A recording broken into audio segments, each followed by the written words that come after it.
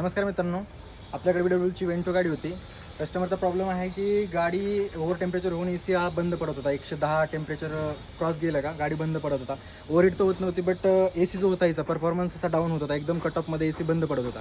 तर जेव्हा आपण गाडी चेक केली त्याच्यामध्ये हा थर्मोस्टॅटचा हा वॉल आहे ना पूर्णपणे रस्टी होऊन कस्टमरने ह्याच्या आधी सर्व्हिसिंगमध्ये कूलंट वगैरे चेंज केलं नव्हतं टाईम. त्याच्यामुळे हा वॉल वीक होऊन हा तुटला होता. ह्याच्यामध्ये नॉर्मली कूलंट सरप्रेशन होऊन लिकेज होत होतं. आणि हा रेडिएटरमध्ये पण हा म्हणजे खराब पाणी वगैरे वापरल्यामुळे हे जे ॲल्युमिनियमचं पार्ट आहे ह्याच्यामध्ये रस्टिंग पकडून कूलंट लिकेज होतं मायनर. तर हा फेसिंग होत नव्हता प्रॉब्लेम कुठं पण. तर आपण खोलून चेक केल्यानंतर असं कळलं की जेव्हा कूलंट कमी होतं तर ओव्हर टेम्परेचर जाते गाडी, म्हणजे हीट होत होती गाडी.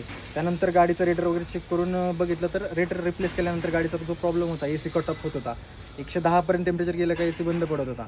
नंतर जेव्हा आपण रेटर वगैरे रिप्लेस आणि थर्मोस्टॅट हा वॉल चेंज केला पूर्णपणे तर गाडीचा प्रॉब्लेम सॉल्व्ह झालेला आहे. तर सर्व्हिसिंगमध्ये कूलंट हा पाणी न वापरता कूलंट वापरला पाहिजे, की करून रेटर किंवा वॉल जे काही होजेस असतात ना क्लीन म्हणजे प्रॉपरली सर्क्युलेशन झालं पाहिजे कूलंट. त्याच्यानुसार म्हणजे थंड कूलिंग ACचं पण होतं आणि मेंटेनन्स जे ओव्हर टेम्परेचर आहे ते वाढत नाही गाडीमध्ये उन्हाळ्यामध्ये. तर एवढंच म्हणणं आहे की सर्व्हिसमध्ये बाकीच्या गोष्टी करताय तर कूलंट पण टाईम टू टाईम चेंज करून घ्या, जेणेकरून हा प्रॉब्लेम तुम्हाला पण फेस होणार नाही. कमी कॉस्टिंगमध्ये ओव्हर होऊन हेडचं पण काम मिळू शकतं. त्याच्यामुळे टायमात कूलंट जर रिप्लेस केलं तर बेटर परफॉर्मन्स भेटेल. व्हिडिओ आवडला असेल लाईक करा, शेअर करा, तुमच्या मित्रांसोबत शेअर करा. धन्यवाद.